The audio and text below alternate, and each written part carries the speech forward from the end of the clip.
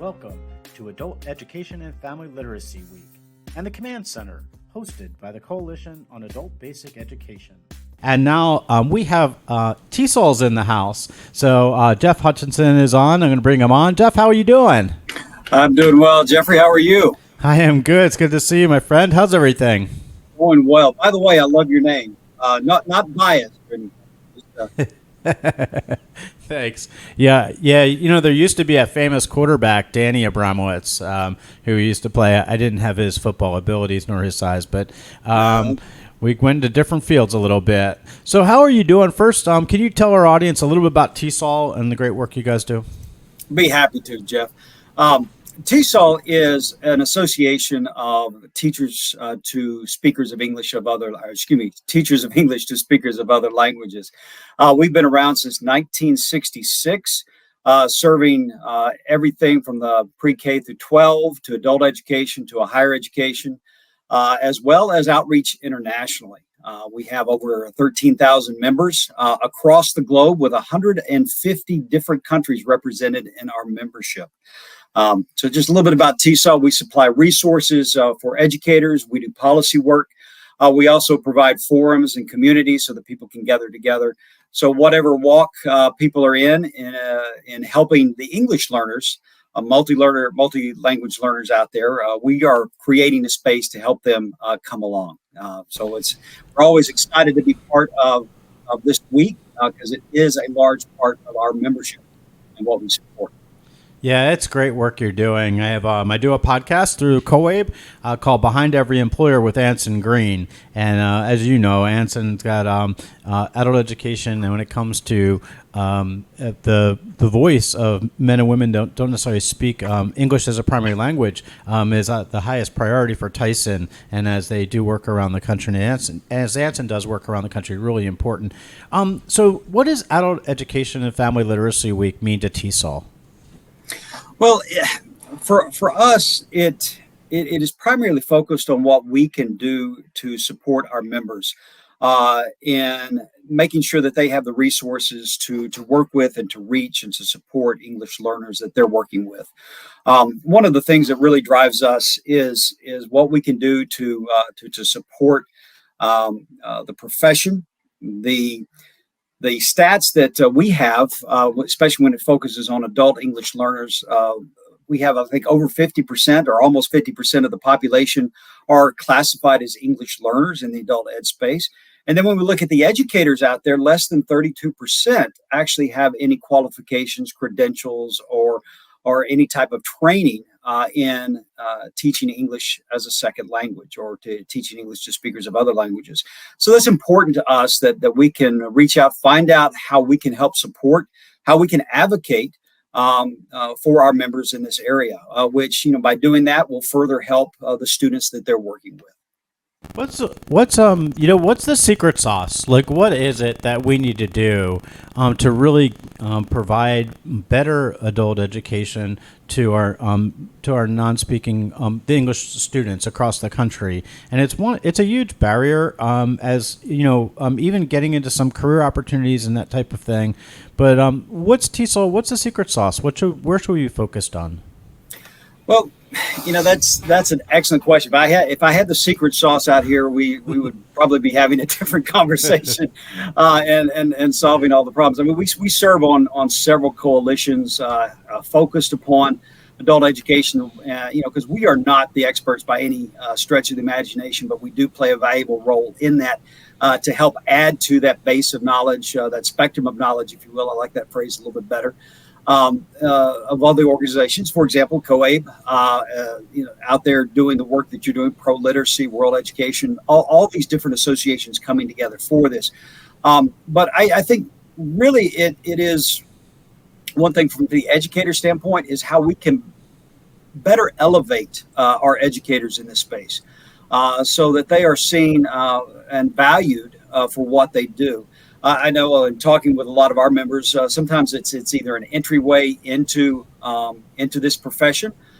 Perhaps you're going into higher education or getting into K through 12, or it's perhaps at the end of their career as something that they're adding on. So if there is a way that they can be elevated, I think it was I think Secretary Cardona mentioned this a few weeks ago in one of his addresses, talking about valuing. Now, he wasn't speaking specifically to adult educators, but as the teaching profession in general, about adding more value to it and what we can do. So how we can support, how we can empower, get these resources to help them along, but also to advocate for them.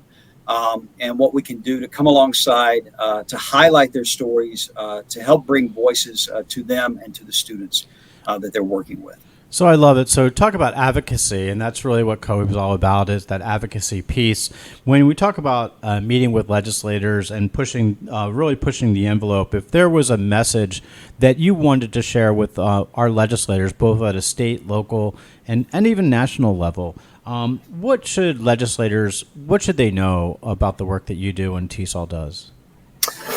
Well, there's the platitude that I like to start from, that all boats, when the tides are in, all boats rise. If you're supporting this, whether it's educators, whether it's the adult learners, that you're not just supporting a segment, you're supporting all aspects of the economy, all aspects of the education system, all aspects of the workforce. Because when you are investing in you're investing in what drives and what motivates and what provides the resources for people to get out to accomplish what their dreams are, what their hopes are for their families, for themselves, for their communities. That really is where it begins. And when it comes to TESOL, what I want educators to know, what I want legislators to know, my apologies, I had that a little backwards there.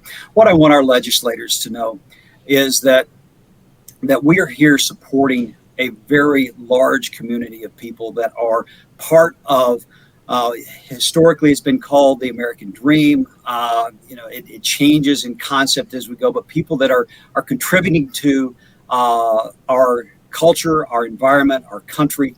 They're bringing the diversity that is so just rampant throughout all of the world, that adds to us and makes us better. So if we, as TESOL, can play in that role to help provide that resources, it brightens, it encourages, it improves everything. So it's not just about, I know that legislators like to see numbers. It's not just about a particular number and a segment. It is about impacting everyone, because ultimately the adult educators, the adult learners, they're part of our communities throughout the United States. So I just impress upon them that, and I always like to say it's not always about money, but money really helps in that. But what ultimately is the aspiration and dream of the focus and the investment in adult education. Yeah, that's awesome. So I want to ask you one last question, and this is kind of a softball one. I'm going to give it to you.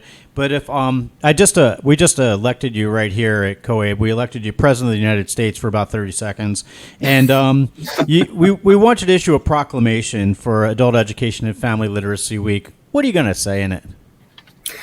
Wow. Okay. Well, I always take the bent. The proclamations tend to go a little long-winded. So if I could truncate it down and put it in precise, I would just say, the United States has been a country for over 2 centuries that has empowered and emboldened dreams and aspirations of peoples throughout the world. And through adult education, we can continue that. And to an individual, they can add their voice to that through a focus on adult education, through a focus on being able to improve their lives. And we, as a country, are here to support, here to come alongside, and here to raise you up as much as we can in that process. I love it. So you can go ahead and start the campaign signs, start making those, drafting those up, and we'll get them out for you. But I want to thank you on behalf of COAB. Thank you for your partnership and your friendship. COAB and TESOL have a great relationship. We hope to continue to build on it, and appreciate all the work that you're doing. So thank you. And on this Adult Education and Family Literacy Week, we hope you guys are out there spreading the word. If you have any success stories, either through TESOL or anyone else out there listening, join us. You know, our link is on our website at coabe.org, and you'd be just jump right in. We'll get you on the air. We took number of calls this morning and got people on the air that were doing some great work, and some students have actually as well. So, Jeff, thank you so much. And you're right, we do have a great first name, and I'm looking forward to working with you down the road. So, thanks again for being with us. All right, thank you, and thank you for all the work that COAB is doing. All the best. You got it. Jeff Hutcheson from TESOL. So thanks for Jeff for being with us. TESOL's doing some great work, and we appreciate them